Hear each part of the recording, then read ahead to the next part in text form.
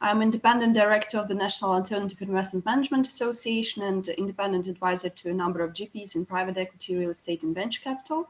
And our today's speakers include Stefano Virgilli, CEO of Pocket Money, Jason King, managing partner of CGS, Karen Yu, co-founder of Blockchain Mastery Labs, Niemira, Business Development and Media at National Crowdfunding and FinTech Association, and our today's discussion is devoted to the loss of investments during the COVID-19 pandemic. Let me introduce you my colleague, co-moderator today, Sonny Mohanty. She's the Regional Director of Latoken from Singapore. Sonny, hello. Hi, everyone. This is Sonny Mohanty here. I'm the Regional Director of Latoken based in Singapore.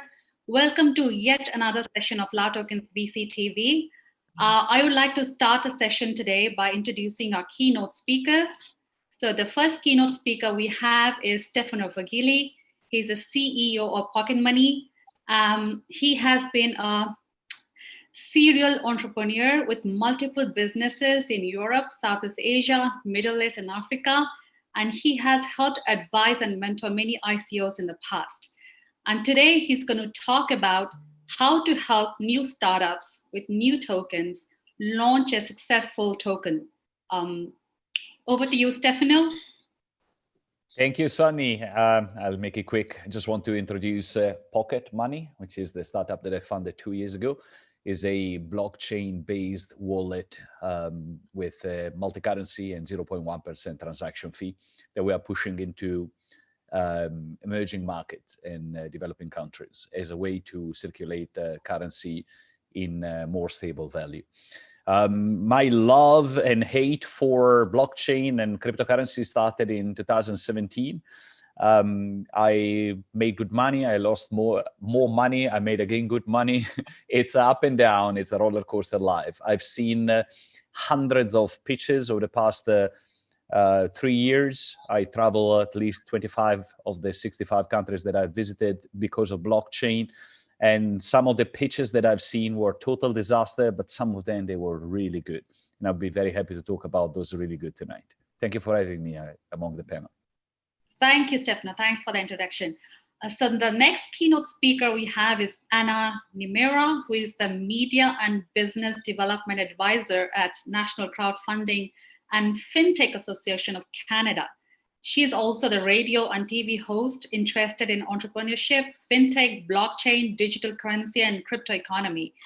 And the topic she's going to talk about today is the importance of BTC in the economic downturn and the cashless society, the importance of FinTech in that. Over to you, Anna.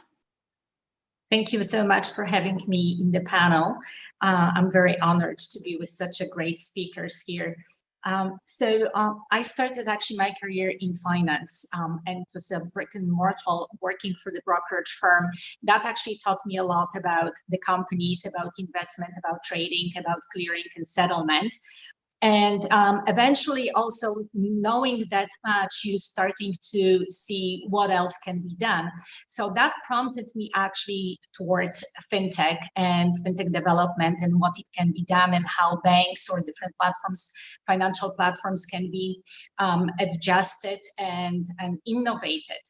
And that eventually pushed me towards blockchain and being interested also in the digital currency, crypto economy, how everything can be tokenized, how economy can change and actually improve our lives. How can we become, yes, in a way, cashless society, but having all this smoothless transition into it, improving our lives.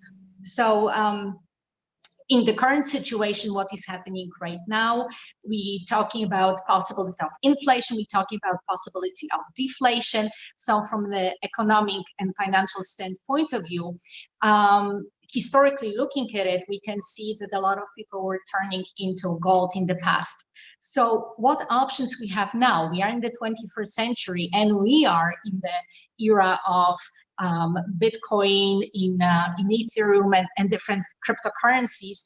So what is it something like a digital gold? And we can say, yes, it's a Bitcoin. So looking from that perspective, we can actually see how that particular platform can help us in the current situation and possibly even be an alternative for us when it comes to the investment. Thank you. Fantastic. Thank you, Anna. Thanks a lot. So the next keynote speaker we have is Karen New, who is the co-founder of Blockchain Mastery Labs. Her mission is to brew an organic crypto generation, OCG, with comics on the impact of blockchain to our life. In 2016, she was first in Singapore to write a book on cryptocurrency, new assets, ride on the cryptocurrency wave. Over to you, Karen. Thank you very much, Sony. So this is my second book. It's called Wish I Knew. So what I did was I challenged myself to make it easier for people to understand the blockchain technology, how it implicates how it improves our lives. So I put it into a comic so that hopefully people who are fearful of the technology will at least read a comic and understand the implications. And then after that, I hope that they will further take the baby steps to further explore and understand, because, you know, especially the last 4 years, a lot of things have changed. And we can see that the projects are maturing. Some are for real. We can see enterprise taking part on a bit. And I feel that for everybody to take steps to understand it's important, because there's a huge learning curve and things change all the time. So it's important I encourage everybody to really learn about blockchain technology, because it's just like, it reminds me of the internet revolution, whereby everything changes. And if you were the early ones who got some shares of Google or Facebook, right, you might have retired. So I think the same thing will happen to the crypto world. And I hope that everybody will look at it just to gain this advantage. Yeah, thank you. And thank you for inviting me. Okay, so what do you think about the importance of marketing and PR in the successful launch of the token sale? I think the most important thing is a lot of the IEOs out there, right? Before they do the IEO, they fail to make a market analysis of the current climate of the cryptocurrency investment first. I think this is the first thing. So first you have to analyze the climate. Are the people investing at this point of time? That's the first thing. Secondly, right, where are they investing? What kind of projects are they investing? Is your project the kind of project that the mass market will understand? Because when you talk about IEO, most probably you're looking at projects for the retail people, right? Then the project has to be something very simple, and you have to have partnerships or brand names that a consumer will be able to associate with or understand. If your project is very technical and it's for enterprise, then I would say maybe IEO shouldn't be the right route. So I think the kind of projects market analysis is very important.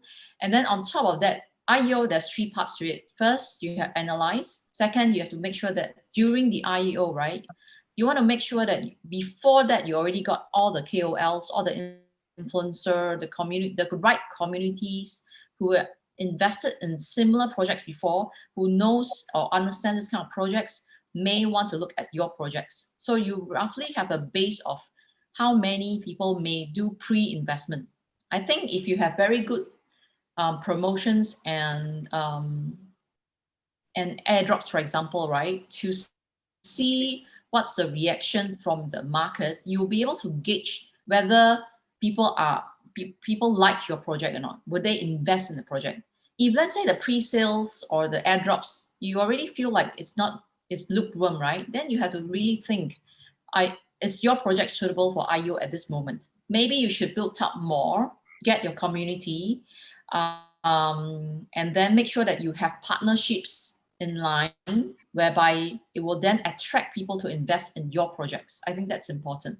And then after that, you must have a continuous plan. You know, what are all the good news that you can come up with? What's the promotion? Do you have staking programs and things like that, to make sure that your community, right, stays excited and want to continue to support your project? I think that's important. Yeah, thank you. Excellent, Karen. Very, very good points about to launch a successful token sale. We're going to discuss later in details about that. So we have our next keynote speaker, Jason King, who is the managing partner of CGS Group. one of the leading management consultancy firms based in Dubai, on all things crypto and blockchain. As a serial cryptocurrency and blockchain technology investor, he invested alongside of world-class crypto hedge funds such as Polychain Capital and FBG Capital in projects like Mobi Pay and many more, generating ROIs over plus 10,000% over lifetime investments. Welcome, Jason. So we would like to hear from you to speak about investments in crypto during the pandemic, right now, and beyond the pandemic. What are your thoughts on that? Thank you. You are on mute, Jason. Hello, Sunny. Hey. Hello, everyone. Thank you, everyone, for listening in. Jason here from Dubai. Thank you for the kind introduction. I think you kind of covered quite a few points. Regarding recently, you know, especially since January until now, we have seen the COVID-19 have rapidly changed the global landscape. And I think just coming out of crypto winter the last 2-3 years, you know, and now we kind of go into another downturn. I think in terms of ICO and IEOs, personally, I think that the hype or the same business strategies that were employed and rationalized by a lot of projects during those era now have to innovate and rethink about the way that funds are being raised. I do think that the days where, you know, investor can go out there and just rack up, you know, millions of dollars with simply, you know, white paper and some, you know, nice talks is done.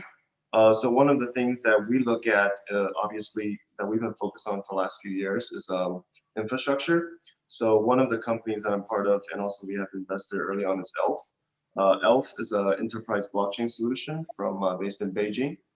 We also we did not do an ICO during 2017 when we launched 3 years ago. Instead, we have gathered many prominent funds, as you can probably read on our website, and we have partnered up with many exchanges. One of the special things that we have been building over the last few years, and it's actually close to mainnet launch, is our ability, first of all, ELF is a proprietary blockchain based completely from the ground up.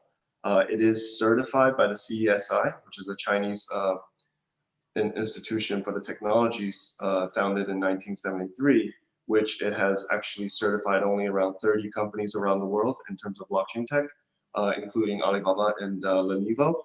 And our technology is also certified by Microsoft Cloud, Huawei Cloud, Google Cloud, and also Amazon AWS. So we're focused on delivering high-speed, high-performance, and also parallel processing blockchain with complete sharding and sidechain technology with smart contracts and EVM to make it very easy for businesses or SMEs to deploy various kind of applications and dApps on the blockchain, because we believe that it's not every business's business to build blockchains, and ELF is a specialized firm in developing easy-to-use blockchains. Similarly, like how Apple designs, you know, very easy-to-use solution for consumer usage. So that's some of the things that we have seen, especially the last few months. We had some projects, you know, many of the projects that we actually work with that deploy our technology or partner up with our technology are real-world firms that already are established market leaders or have produced you know, traction in the market given their existing business model, and where we see we can implement blockchain technology very easily for them to improve their business. And especially during the COVID, we have seen, you know, increases somewhere from even 30 to 40% in revenue, and we're talking about companies with revenues of well over $100 million a year. So I think the time to go digital for all businesses, if they have already not been doing so, this is the time now, and digital infrastructure is even more important than ever for all businesses, no matter if you're physical or electronic or digital. That's some of the points I would like to share. Thank you very much. Thank you, Jason. Amazing points about that. Companies who are waiting, please go digital. Okay, we're going to discuss more on those lines, but now I'd like to pass the floor to my colleague Nadia, who's going to moderate the pitch competition. Thank you, Nadia. Over to you. Thank you. And our today's first participant of the pitch competition is Gary Spence. Gary, hello. Hello, how are you? Great, thank you. So could you please start with a brief introduction on yourself and the company? Yeah, so I'm Gary Spence. I'm the CEO and founder of Yatta Laboratories based in the UK. And we've also got a presence in Singapore as well. So we are a technology company that research and develop new emerging technologies, blockchain being one of them, but also specialize around AI, machine learning, and also heavily involved in smart city, smart nation technology.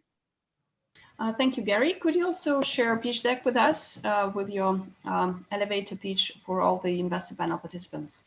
Sure. Thank you.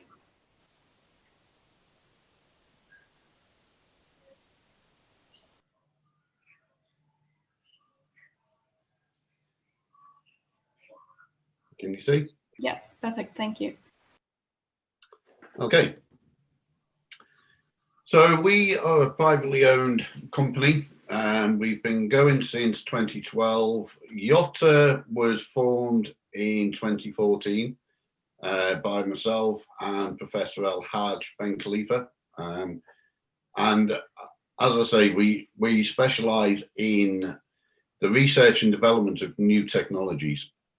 Blockchain came to the forefront for us many years ago, and we have done over 150 research cases now on the utilization of blockchain, but also how it can be incorporated into full ecosystems. So not just standalone blockchain, so how it can be incorporated into business. So we have seen over the years the demand for data storage and also how that looks in the future. So we have also designed our own decentralized cloud network, which we call the Yatta Cube, and it can be rapidly deployed in node storage format across dense locations, Singapore being prime. There isn't a location where you can build big data warehouses and storage, but you've got multiple buildings that you can deploy the cube itself into existing buildings. So you can build virtual data centers just by adding the cubes in there. But the cube is also part of our ecosystem that allows it to be a platform as well. So it's a platform as a service as well as cloud. And we are now moving into a new era. I first wrote our token back in 2017, and we thought at the time with the hype around tokens, it wasn't right for us. But we are now moving into that era. When we first wrote it, Ethereum was at $33. So a lot of people will understand how long ago that was. So we are now launching our own YEDS token and also bringing in partners globally to be part of the Yatta network. So we can expand. So Yatta is also a partnership company that we can bring others on board, and we can host under the Yatta brand and our trademarking. So just as a quick overview of how the cube actually works, we've done a map of the UK, but this can be anywhere, and it's a decentralized cloud data center using DLT technology, but also having smart contracts and blockchain enableability on there as well. So the cubes can be anything from a small NAS up to several petabytes. So our mission is to create a true holistic decentralized network of companies under the Yatta. And to do that, we are having discussions across UAE, India, and Asia, and also with our partners in Australia as well. So we have got several big targets. We're bringing on board various VCs, and we're doing our IEO probably in August, and building this traction as we go along.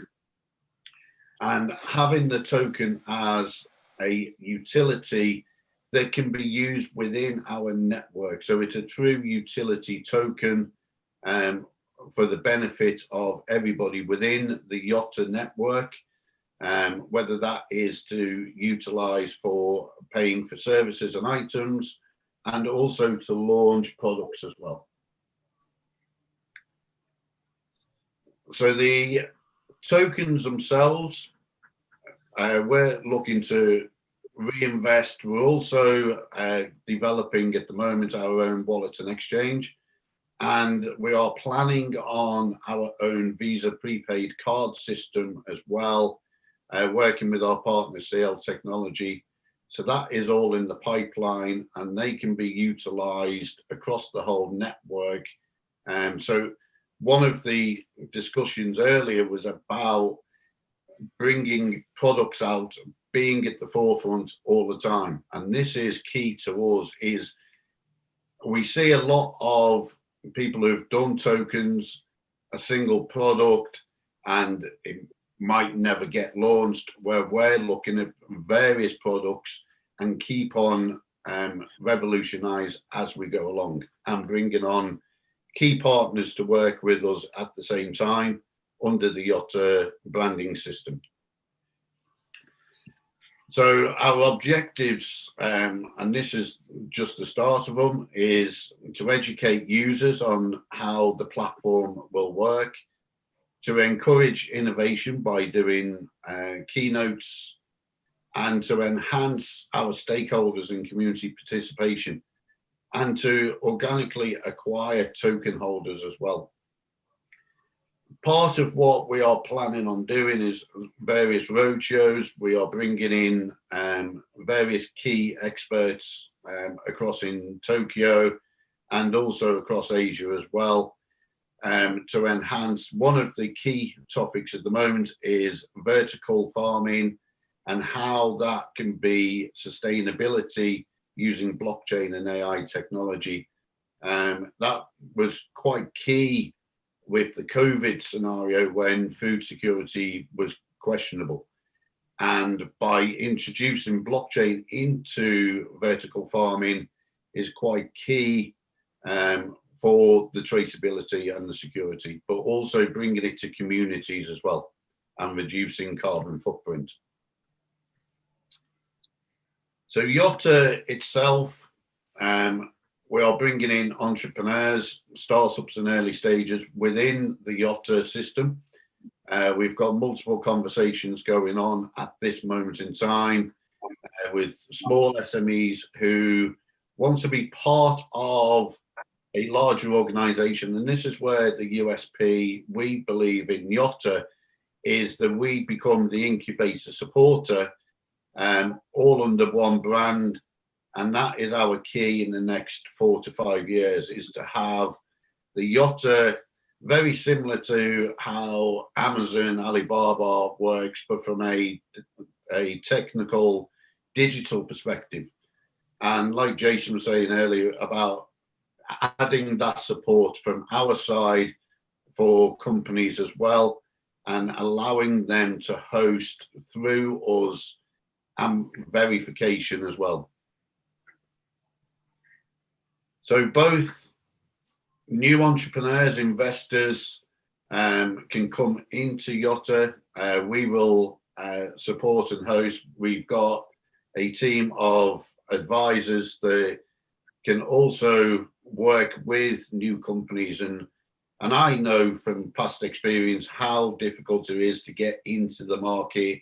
And by having a conglomerate partnership is a lot easier to get items to market. We're working with several people over in Jordan who have got a fantastic IoT system for gas monitoring, but their route to market is quite limited. So through the Yatta system, we can push that out through our global partners as well. So our main topics are obviously smart nation technologies and how that works going forward, agri-tech and public transport, IT services within blockchain technology, but also traditional IT services. We're working with several defense and rapid mass transport of how you can digitize payment systems that allow people to use multiple currencies that use RMT.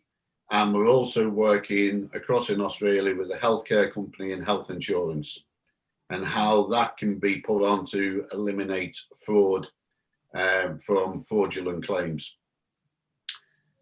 And our primary focus is to work with governments and departments that we are doing with the UK Department of Trade of Industry, and do quite a lot of seminars with the support of UK DTI across Asia and also UAE. So our token, we believe, is a full ecosystem within the global network. And what we are planning on doing is bringing on early stage investors and also supporters of Yatta. So we are doing a pre-token sale at this moment in time, and then do the IEO plan for August 2020. And we're going to ramp up the PR and marketing around that in the coming weeks. But this is one of the launches that we're doing along with LA Token and other platforms as well. So thank you for listening. That's a overview of Yatta and what our vision is going forward. And I truly believe with the many years that we've done, myself and the team, is that we are coming to the markets at the right time, post-COVID. Many people are looking at technical solutions and also to partner with key individuals as well. Thank you very much, Gary. Could you please stop sharing the screen so that we could move on for the further discussion? Thank you so much. And our next pitch is from Brandon Bergeson. Hello, Brandon. Hello, everyone. Thanks for having me. It's an honor to be here and excited to share my project. Okay, thank you. Go ahead, please. Can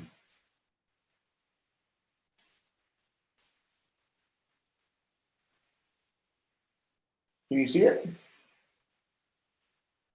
Yes, thank you. Okay, hi everyone. Again, my name is Brandon Bergeson. I am the founder and CEO of Mobi Pay. We are a universal payments and rewards ecosystem. So as a kid, I really like to solve problems. And I believe I've solved one of the biggest problems in crypto and blockchain today, which is utilizing cryptocurrency for everyday payments.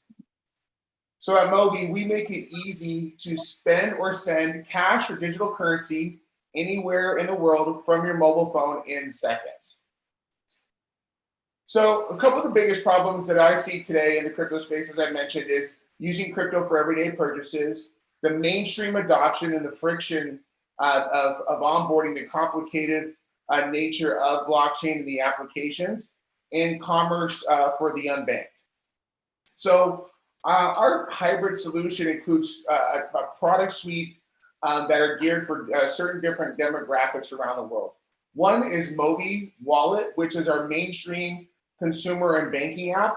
This is being launched in the US. We've got our US banking approval through our partners. We finalized our integration and we're getting ready to launch. We also have Mobi X, which is our crypto digital asset and exchange wallet. This is where all the exchange functionality goes into our application. And we are able to in-app exchange fiat to fiat, crypto to crypto, and crypto to fiat, if I said that right, within the application. This is geared and has a user interface really geared towards your crypto enthusiasts. And last but not least, we have Mobi Pay. So this is a merchant payment gateway that we use as an ePOS. We don't believe in hardware. With our application, you'll be able, as merchants anywhere in the world, to download our application. You'll be able to transact via NFC or QR code. The transaction happens instantly. The greatest thing is that the merchants will be able to accept any form of currency, and we settle in their local fiat currency instantly within the application. So this is kind of what our ecosystem looks like. So what we've done as Mobi Coin is our core technology, which is our token built on Stellar. We are a pure utility token. And what our utility token does is it does a couple different things. One, it acts as a payment gateway or a payment, I would say, delivery mechanism for both fiat and crypto, as you know what Stellar does. But it also adds as a rewards mechanism as well, that people can collateralize different rewards from gaming and other industries, and they can actually exchange it for things on the network, or they can exchange it for cash. So what we've done is we've combined a wallet, we've combined rewards, we've combined blockchain, exchange, banking, and merchants into one platform. Now, we are a blockchain agnostic platform, which allows us to do things instantly. We have integrated already with Bitcoin, Ethereum, Stellar, and Bitcoin Lightning Network. So as far as business is concerned, one thing I believe that the blockchain industry is missing is revenue models. And we have actually a real business with 9 sustainable revenue models that will drive us into the future and allow us to get to the mainstream adoption level where we know we can get. Now, it comes down to, really 3 important things when you have a company, right? It comes down to technology, it comes down to team, and timing. So right now I want to talk about our team, since I just got done talking about our technology. As I mentioned, the founder and CEO. I'll just name a couple people here. Our CTO he built the entire logistics platform for Amazon Prime Now here in the US, so pretty significant. Our founding CTO and board member, he successfully built and exited a large FinTech company and sold it to the largest company in the UK with over 500 employees.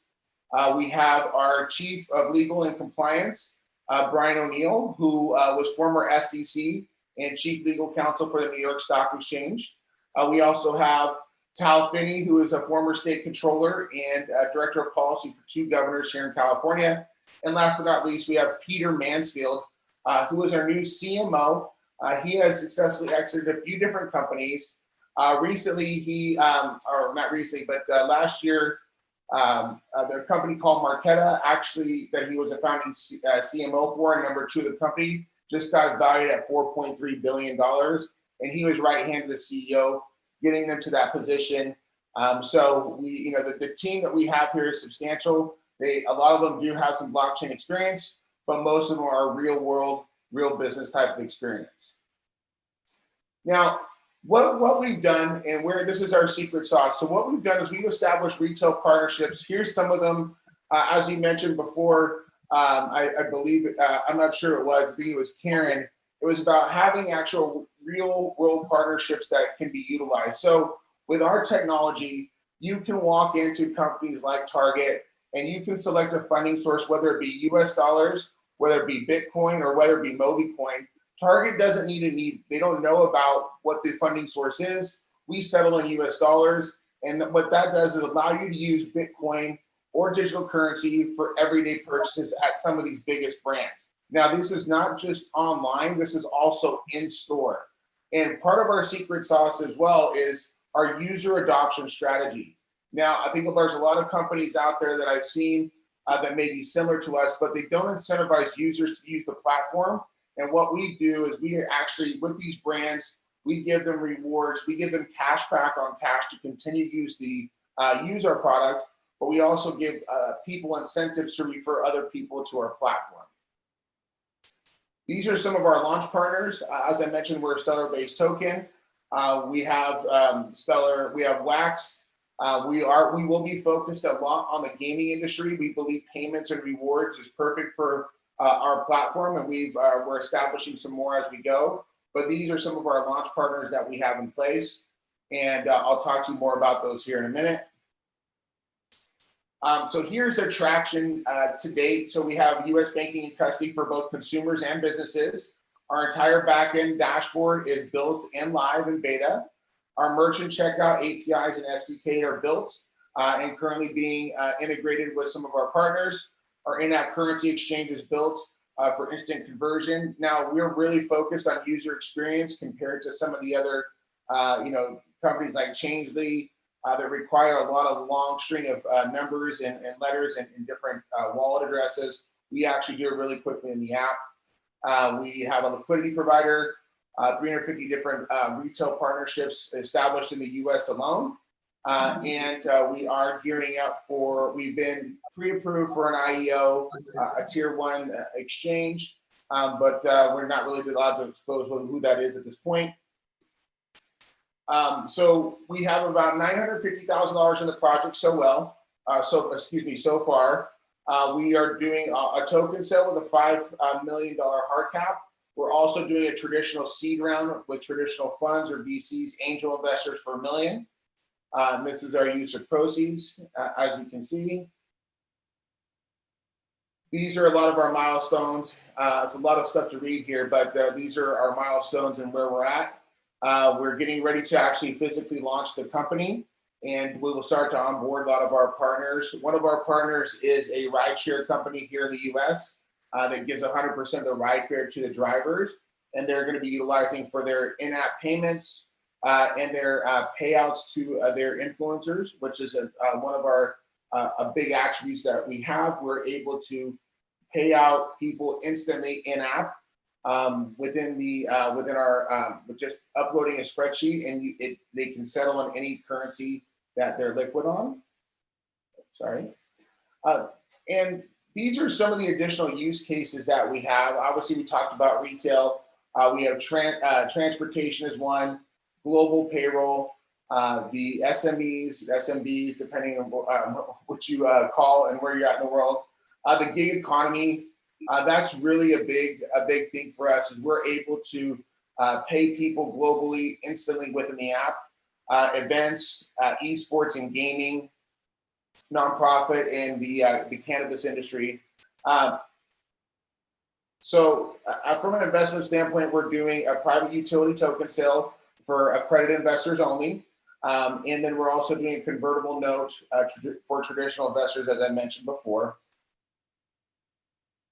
And this is our contact information if you guys want more information. But I'm happy to answer any questions that you guys may have. And thanks for having me today. Appreciate it. Thank you so much, Brandon. And Sony, could you please get back with the questions? Thank you, Nadia. So judges, we would like to hear your feedback about the projects. So let's start with Stefano. You're on mute, Stefano. Yeah, super excited to talk about these two projects. First of all, Brandon and Gary, I'm a friend. I'm a guy like everyone else.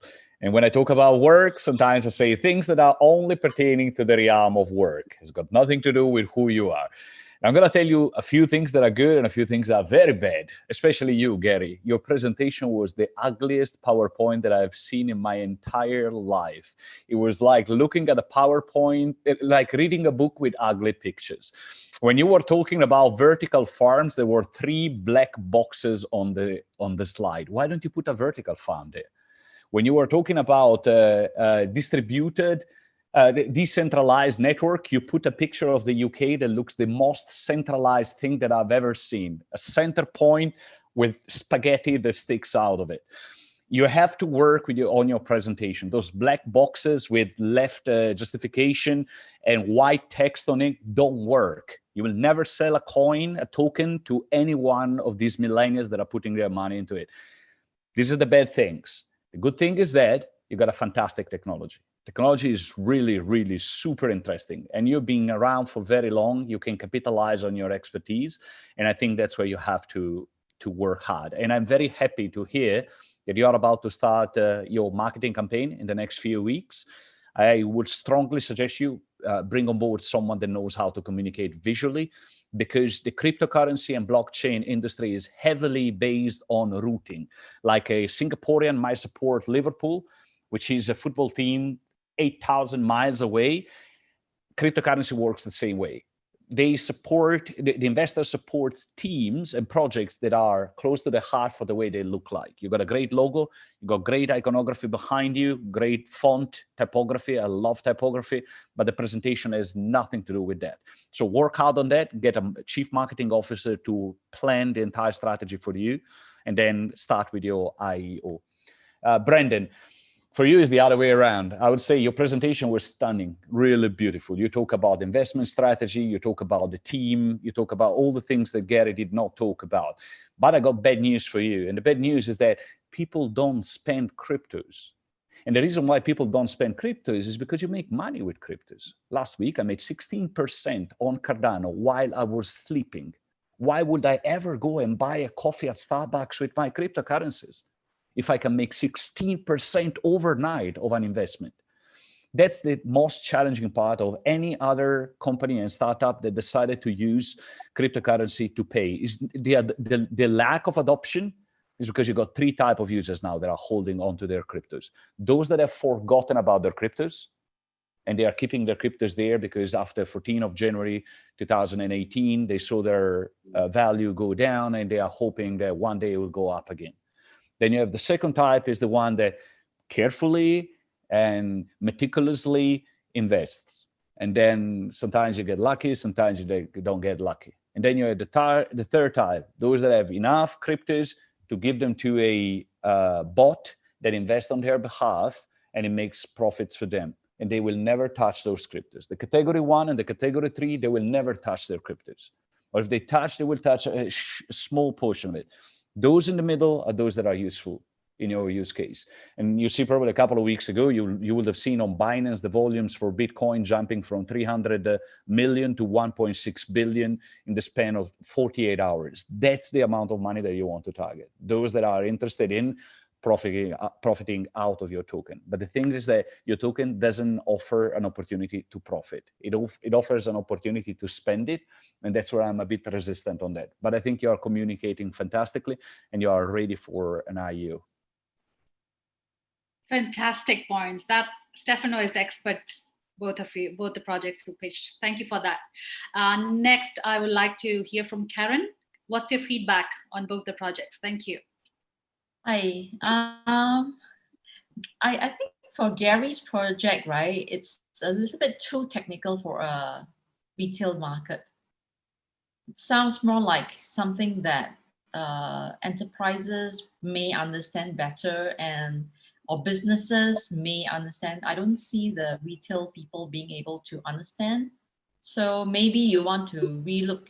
I don't know what's your marketing strategy, but if you are going to have IEO, then you may want to focus more on entrepreneurs and enterprises who may understand it better. Because, and visually, I agree with Stefano that I think visually it has to be much better for people to appreciate your project. And for Brandon, of course, the presentation is really very nice, but I would like to know because I saw a lot of nice brands, all the top brands are on the presentation. Are you going to launch this in which area? Because I feel that in mature economy like Singapore or America, right? We don't really want to use our crypto like what Stefano said, because we want to hodl it and we can already make money from it just by hodling it, by loaning it out, things like that. But if you placed it for people who have to use crypto like Venezuela, Argentina, Chile, or some parts of the South Africa places that the currency has little use or is hyperinflated and they have no choice but to use cryptocurrency, then I think mass adoption will take place, and these are the places that maybe may need a solution like yours. So it depends on where are you going to launch this.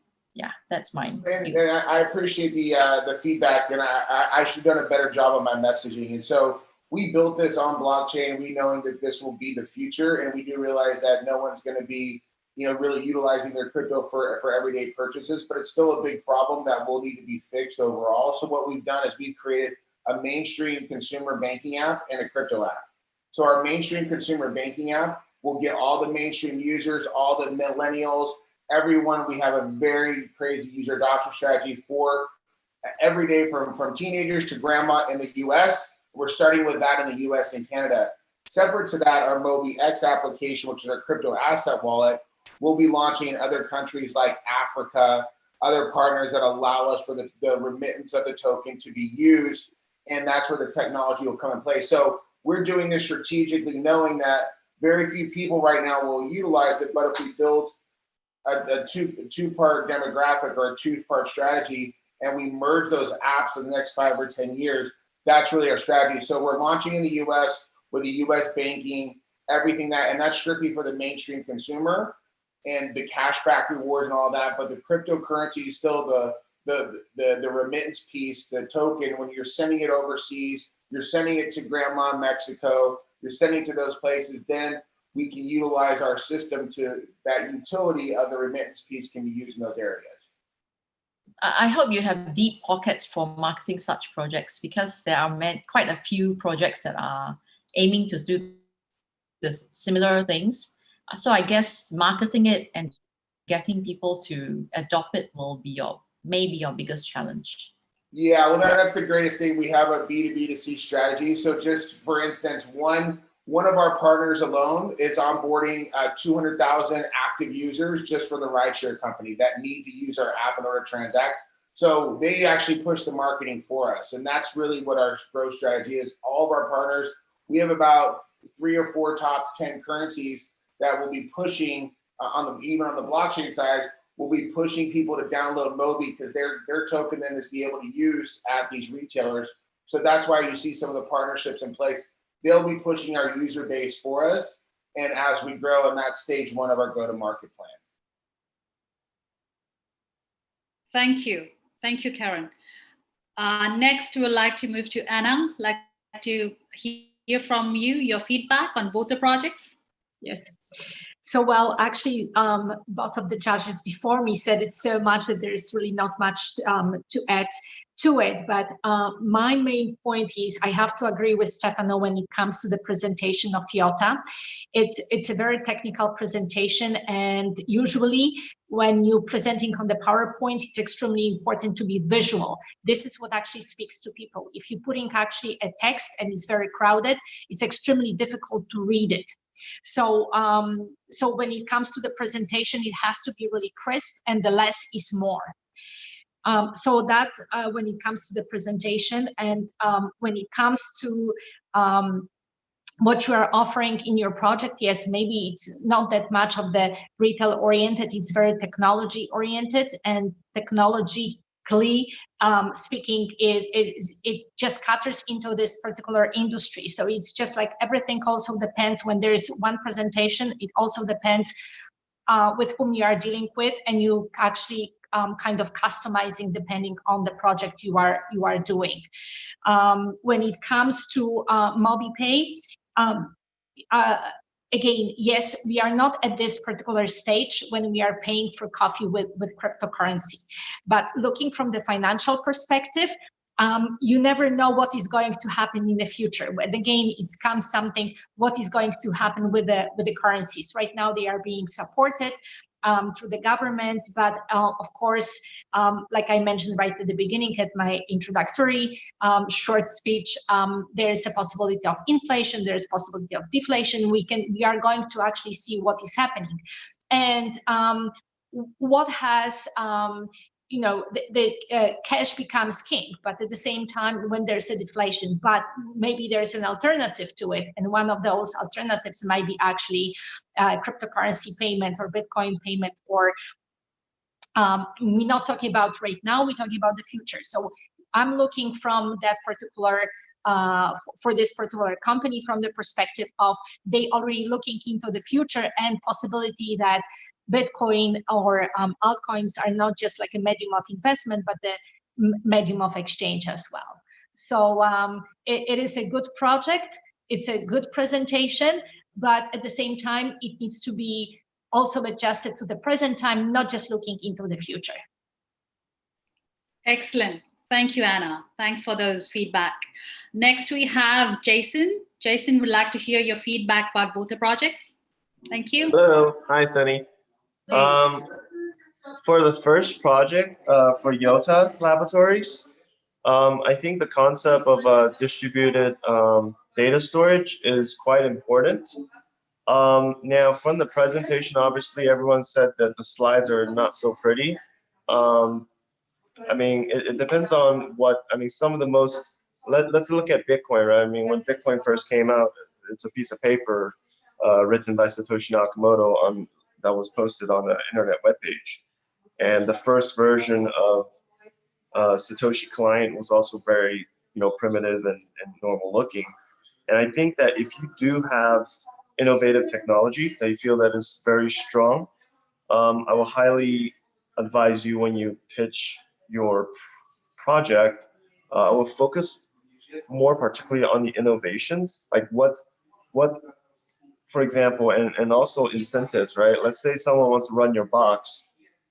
For the average consumer of today, for me, if I have one of your box, like what do I have? In terms of Bitcoin, in the early days, if someone was running Satoshi clients, they usually can, eventually they stumble upon the mining function, when they fumble with the menu, and they could discover, oh, I can earn some Bitcoins by mining. What is mining? And there must be inherent incentive natures built into your project. For example, if you're convincing someone to buy your box, focus more on what can the person get when they participate with your project, especially if you are going for IEO or public. The general audience does not understand the intricacies of your technology. So that's why I would focus more on. As for Mobi Pay, now, like prior, I think maybe 3-4 years ago, like someone, I think it was Karen said that there are many competition to what you are aiming to do. Me personally, I think that one of the strong use cases back maybe a few years ago was I've used BitPay, where you can load Bitcoins, and now for sure they offer a lot more options where you can load different cryptos. I think there are many competitors or similar products that have attempted to launch or have launched. One of the most important things that you will have to encounter is regulatory issues. I think in the US especially, I think there are money transmission licenses that, depending on how you approach the problem, if you already have a banking partner that will help you facilitate nationally, then that's great. But if not, you are going to go down the path of obtaining MSBs or MTLs across 50 states, and that can be a very heavy endeavor considering each state. Some states can cost between $500,000 to $2 million a year just on maintaining these licenses. Now, to kind of wrap that up, for me personally, every day what I use, I download Trust Wallet from Binance, and I use Ethereum and USDT. And I think even just the sheer fact that you can convince a merchant to accept USDT, and the fact that they can take it to any exchange and liquidate it for, whether it's Bitcoins or local currency, is a very strong dominant player in the market right now that is not quite, it's very crypto eccentric. Like if you're just an average Joe, I don't think someone knows how to use like USDT and, fumble with Ethereum. But for the savvy crypto users, I think most of us agree that I can use USDT to make global payments. I use this as my USD account, versus traditional banking account where I don't have to deal with all that headache.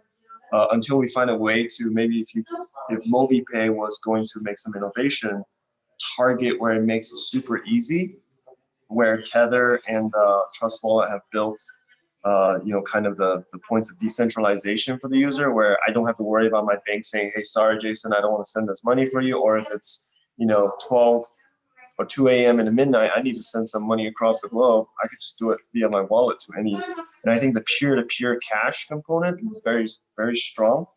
Again, this is just my personal opinions on consumer applications. And also another big competition you have to kind of keep in count is that nationalized cryptocurrency. Similarly, if you've seen China have just launched digital currency issued by the central bank.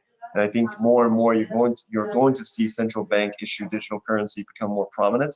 How are you going to adapt to those changes, and what can you offer to the end user to make their experience more seamless? So I think at the end of the day, for these mobile payment applications, definitely utility is key. If I can pick your wallet today and I can go to, for example, pay for all these services and goods that I normally already used to, and I don't really have to change my behavior, because I think if you are attempting to change the user behavior, it's going to become very expensive, no matter how much marketing and PR dollars you spend. That's my 50 cents. Thank you very much. Thanks a lot, Jason. That's a very, very comprehensive feedback so far. Thanks a lot. Okay, so before we close the session today, because we just have a couple more minutes, I just want to plug two questions together. I would like to ask each of the keynote speaker a question, followed up by a feedback of what you think about these online roadshows of Latoken's VCTV initiative. I would like to start with Stefano, because he has seen a lot of ICOs succeed and fail. So I would like to know from you, what's the main reason? I have to be the devil's advocate today. What's the main reason an IEO is going to fail? That's a lovely question. I think it boils down to the same point. There are projects that are making money. Basic Attention Token 2 weeks ago raised 25% overnight. There is still appetite for investing in ICOs. I think there's going to be IEOs. There's going to be a second a second wave of projects of investment on startups that are dealing with blockchain. And I think it's great to do a IEO, because that's eventually where the token is going to get. There is no need to reinvent the wheel. We have invented the wheel in 2016, 2014, let's say, from Ethereum, August 2014, all the way until December 2016, January 2017. And that's it. Then the market was exhausted and all the projects went down. The raise of startup projects between January 2018 and 2019 went down 96%. There were no more nobody wanted to invest into projects. So the idea that the exchange like Latoken or any other exchange decides to support a project from the beginning and bring it and let it grow is similar to what they are doing on a more institutional level in Europe, where you'll find that the stock market now, they allow you to pre-list and then graduate and then finally list in a smaller market, in a smaller stock market where there is a limit to the cap, and then finally graduate to the final stock market. The institutional world is already doing it. It's amazing what they are doing in Europe.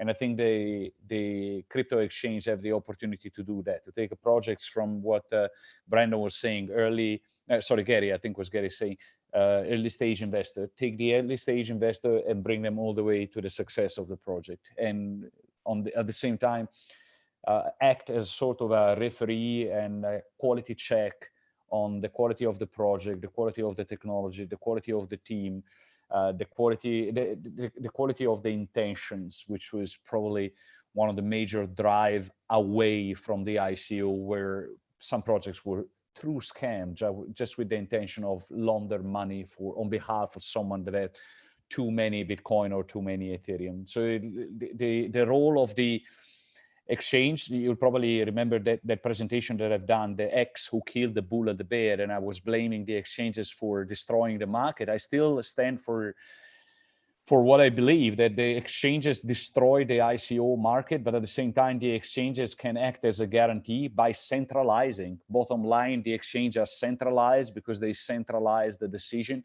They can act as a guarantor against scam and against bad intention. So it's great what you're doing, that you're bringing projects like Yatta and Mobi Pay tonight. And thank you for inviting me as a panelist.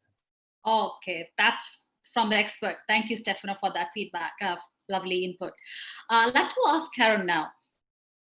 Karen, what do you think about, so how would you measure the success of Mobi Pay? Because they are very good in presentation, marketing maybe. I mean, obviously they would have the deep pockets to the marketing if they have that.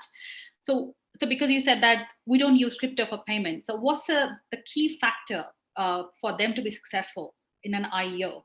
I would push on the reward side. Look, guys, don't forget that the problem of digital payment was solved in the 50s and the 60s by Visa and MasterCard. You can contactless touch your card on a POS and you have paid in 0.2 seconds. When I pay overseas, I get 2.6 times rewards in miles, and I can travel the world for free. Frozen.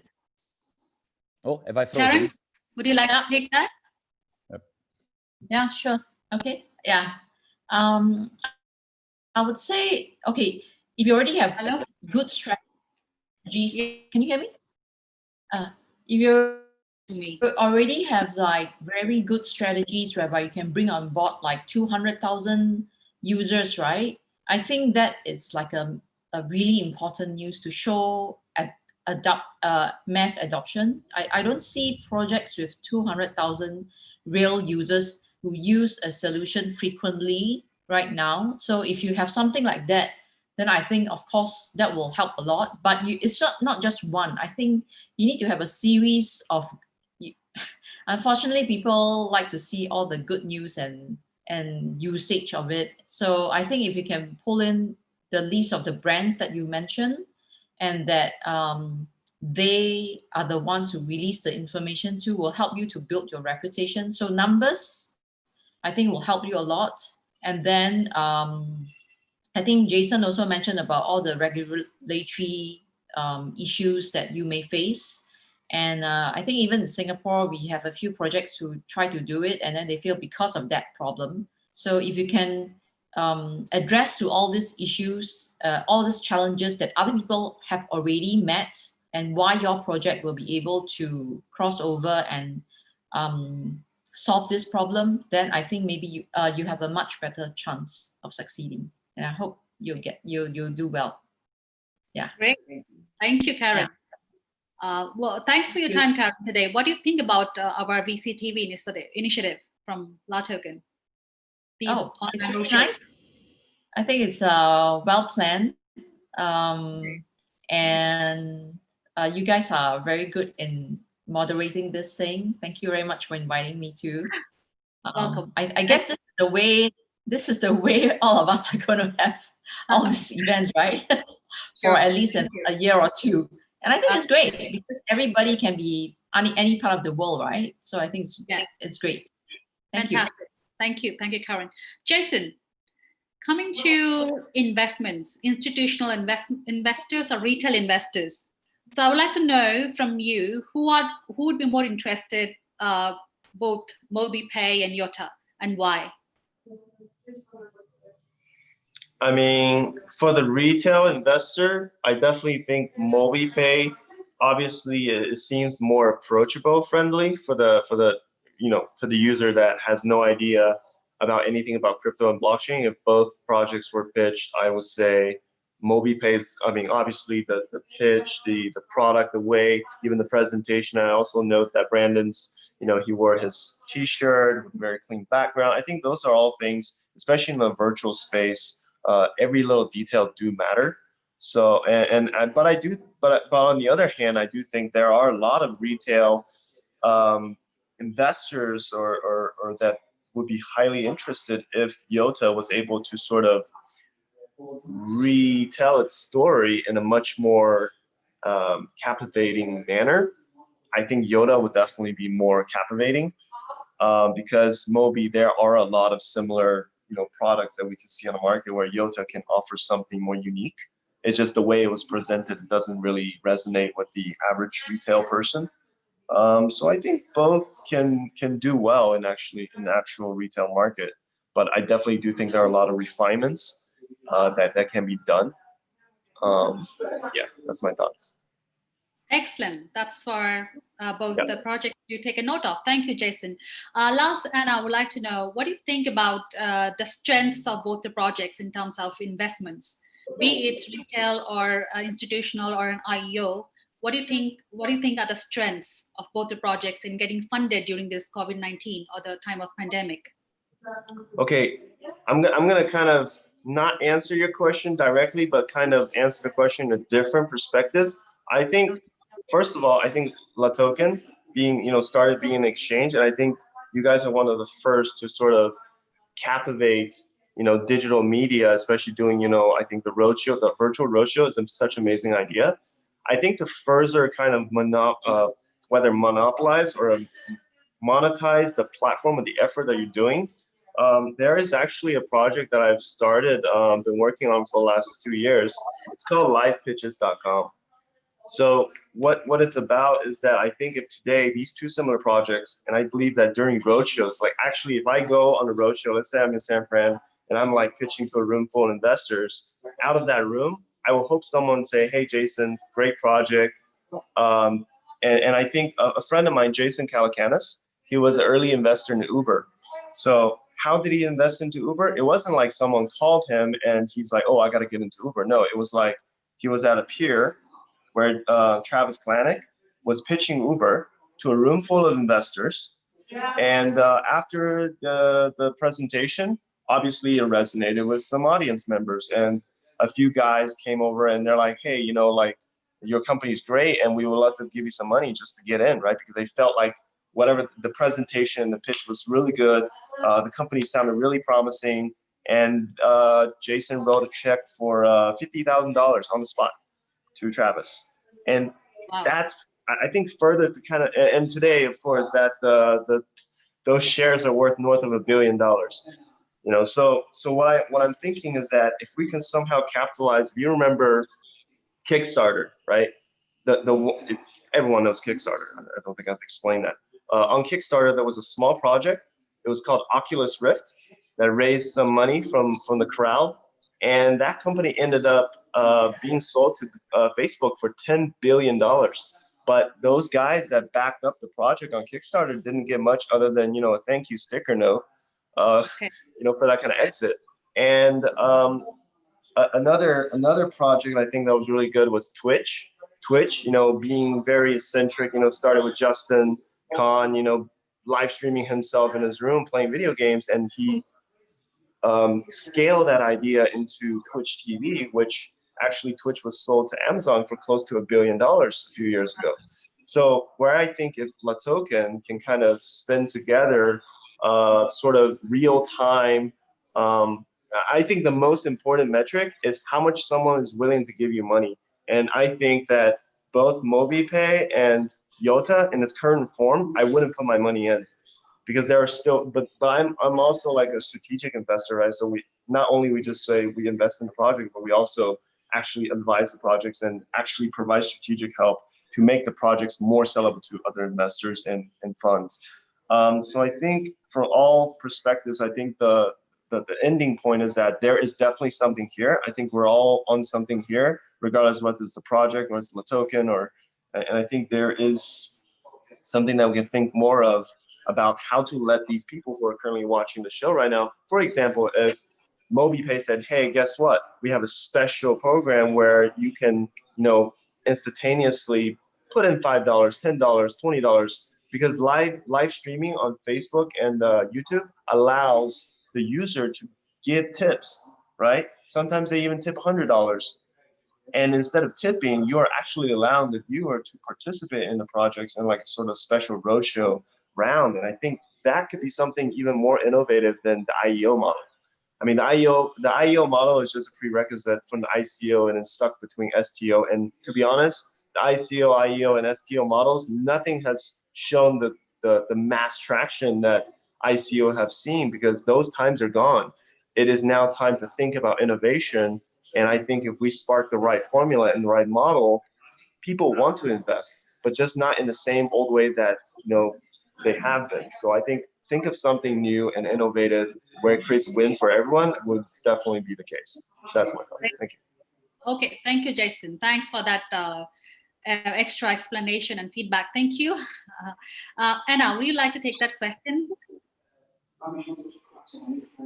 Yes. So looking at those two projects, I actually like very much Jason's input when he actually mentioned about a little bit of the donating. So it reminds me a little bit of the crowdfunding online. When you have this roadshow, this actually gives a possibility for people to just add the token to the companies, and the companies this way can create some money. So this is something for the future to think about, and maybe Jason actually can advise you more about how to do it, so the companies can benefit from it as well.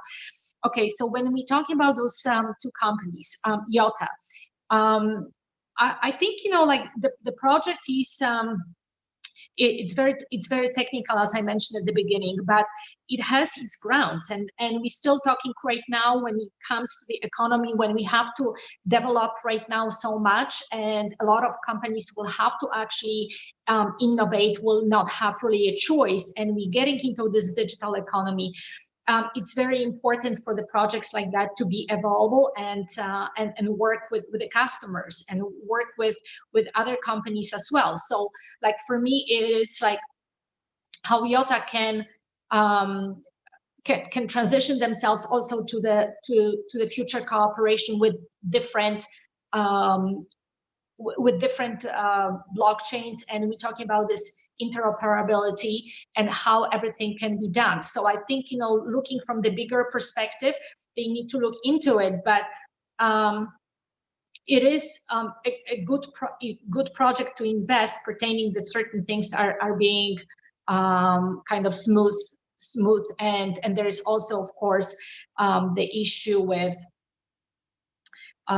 exactly with whom they are working with. It's always very important to be customer centric and see exactly what it can be done from that perspective. When we're talking about Mobi Pay, again, the regulatory issue is very important. Again, if you're dealing with different clients, you have to make sure that those points are actually very much covered. So I think it's a very good thing that people will have the option to use different wallets and different pay applications, because every application is a little bit different and everything depends what people like. And sometimes they feel much more comfortable with one versus another.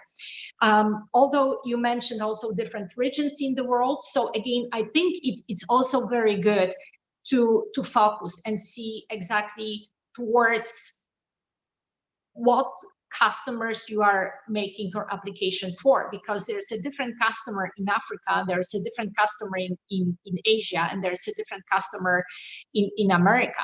So like staying focused in it and, you know, like channeling that gives also the investors a bigger perspective, exactly what they are investing in. And nowadays it's very important that those companies like simply showcasing their value. So ICO's days are of course over, and what is the underlying value for those companies that they're presenting to the customers and to the investors, that actually brings everything together and give kind of insights for the person like to invest it or not. Great, thank you, Anna. Thanks a lot. I'd like to ask both Mobi Pay and Yatta, what because we had a very good feedback, very elaborate, very comprehensive feedback from all the judges regarding both the projects. So what do you think about the feedback, and what do you think about our VCTV initiative, like these online roadshows? How has it helped you? I'd like to start with maybe Gary. Yes, so it's always very good to get feedback, and yes, being from academia and the way we are very PowerPoint orientated and not necessarily PR orientated. But we take everything on board, and that is the key to doing this, is to understand what people's perceptions are, and to get the technology that we are doing and we are proposing is quite a lot of times overcomplicated, and it's about putting that message across. So it's been very positive for me. it's very good to get the feedback and how we can evolve, and not just as a company, but also from a marketing and PR perspective. Because everywhere we go, we get positive feedback, and every time we change. It's the first time I've done this online. I'm normally on a stage in front of people, and that is something that is new, but no, it's been very positive. Thank you. Thank you, Gary. Thanks a lot. Brandon, same question. What do you think about the feedback, and what do you think about these sessions? Yeah, no, I think the feedback is great. I love the initiative that you're doing with Latoken TV. One suggestion I may have, just for the flow, I would say that from the judge's perspective, maybe before providing feedback, asking a few questions about the project, because I think that would clarify a lot of the feedback that may have not been transmitted through that.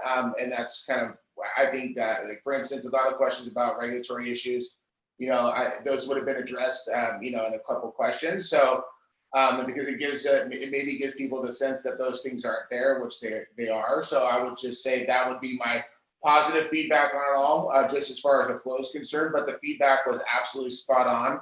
I agree with everything that everyone said. So really appreciate that, and it's been a great experience. Awesome, fantastic. We'd love to hear that from all of the speakers today. So that brings us to the end of the session today. I would like to pass the floor to my co-moderator, Nadia, to just speak a few lines about our roadshows, the VCTV initiative that we have from Latoken. Over to you, Nadia. Thank you so much. So we welcome all the participants to take part not only in the roadshows, but Startup Leaders Club, where we have serial entrepreneurs and investors sharing the current influence of the COVID-19 on the global tech, and Crisis 2020 as a fast track to the new reality, as well as business model pivots, where you can share your success cases, as well as participate in keynotes and masterclasses. We also have today our Startup Leaders Club in just a couple of hours, and also keynote discussion from one of our investor speakers. So thank you so much for participating in our today's roadshow, and please advise new formats of interaction between serial entrepreneurs and investors, and welcome to our roadshows. Thank you. Thank you, Nadia. Thank you, all the speakers. Thanks for your valuable time. Thank you. Take care and stay safe. Thank you. Bye. Thank you. Bye. Thank you. Bye-bye.